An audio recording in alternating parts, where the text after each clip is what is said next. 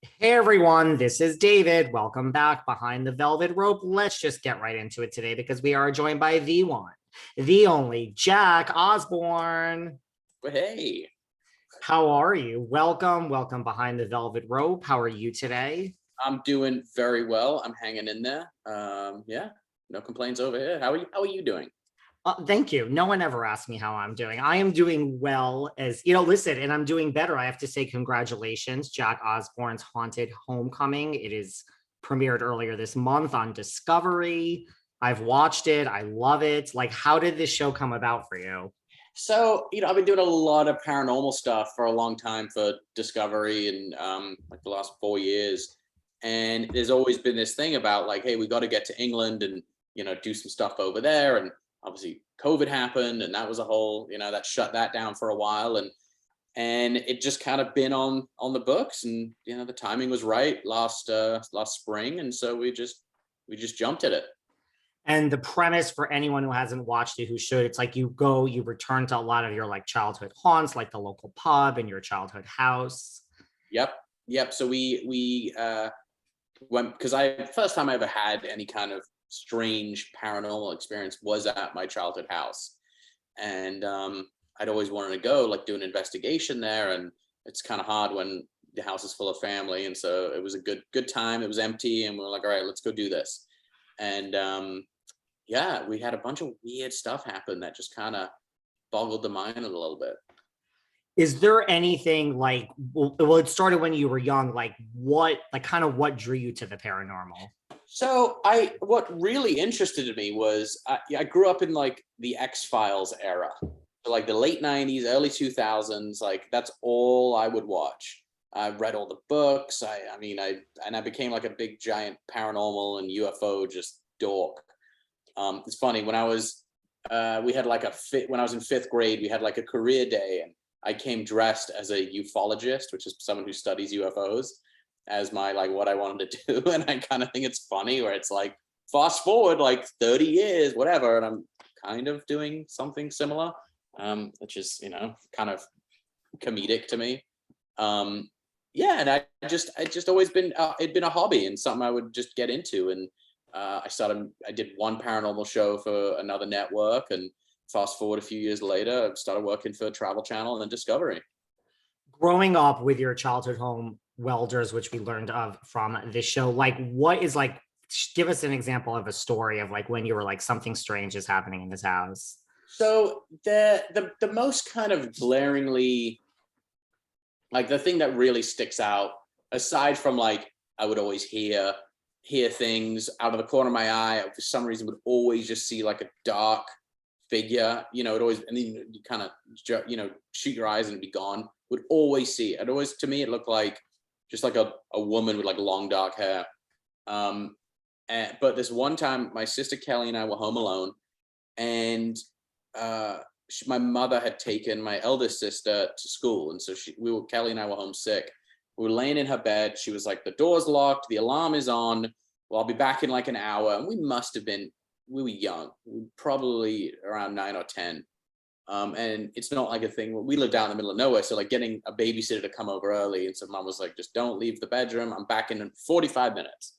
So we were just watching morning TV, and we heard someone walking down the upstairs hallway coming towards there was like a little tiny like spiral staircase that came down from the upstairs to right in front of my parents' bedroom. So you could hear the way the floorboards creak and the way that the hallway is lined with closets. It's a very distinct sound. It's not like they're hardwood floors. So if it's a dog, we could always hear like the dog's nails kind of clanking on the floor. You would hear more than 2 feet, and it was just like dung dung dung, and it sounded like whatever was there was running its hand along the closet door, and it was clanking, because we used to do that when we were kids. We'd run down the hall and just drag our hand and clank the doors just because we were being idiots. And it was getting closer and closer. My sister and I freaked out. We ran and locked my mom's door. We called her on she had a car phone at the time. And we were like, she was coming home and she was in traffic. And we're like, there's someone coming down the hall. Someone's in the house. She's like, no one's there. You're just imagining. I'm like, no. And it got so close. Kelly and I opened up her window and we considered like jumping out the window because we were like, someone is in the house coming to get us. And you have Kelly there too. So it's not like, you could say, am I fast asleep? Is this really as someone else? Exactly. She had the exact same experience, heard the same thing. And yeah, it was very nerve-wracking. And this makes you intrigued to do this now on Discovery, rather than just run for your life. Well, yeah, because it's, and I'm not someone that instantly waves the flag of it's a ghost, so therefore it is it's the conscious spirit of a once living human. Like I don't think that it is, I should say I don't know that for sure. But what I do know is that millions of people have experiences like this, and sometimes more profound, and there's no scientific explanation for it. So what is it? Is everyone hallucinating? Probably not, and I kind of, I have like 4 or 5 buckets that I kind of think it could be. One, is like I said, the conscious spirit of a once living human. 2 is like residual energy, like, just an echo in time, or, an object or a location, kind of holding on to a moment. One, it kind of ties into like the stone tape theory where, certain buildings built out of certain materials will hold on to kind of energetic kind of moments.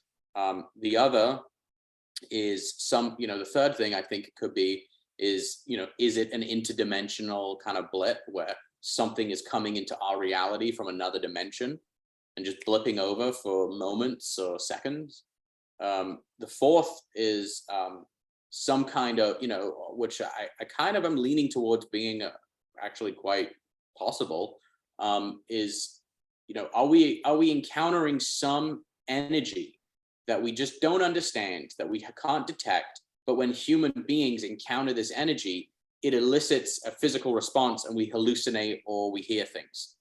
Like think about radiation. If you handed someone like a ball of radioactive material 500 years ago, and it's a rock that's hot, and then everyone that touches it dies, people are going to go, oh my God, that's a cursed demonic rock. Like, get rid of it, because they don't understand what radiation is. And I think, there's an energy spectrum out there which exists. We just don't know it does. And it's making us hallucinate. And then finally, the fifth, it could be environmental toxicity. So, we're in old haunted houses, theoretically haunted, and there's mold and fungus, and you're in there for a long time and you're breathing it in. What's to say you're not inhaling some kind of hallucinogenic mold spore? So these are all the weird theories that I kind of bat around. I was going to say, not that you've thought about this or anything. No, I've spent no time sat debating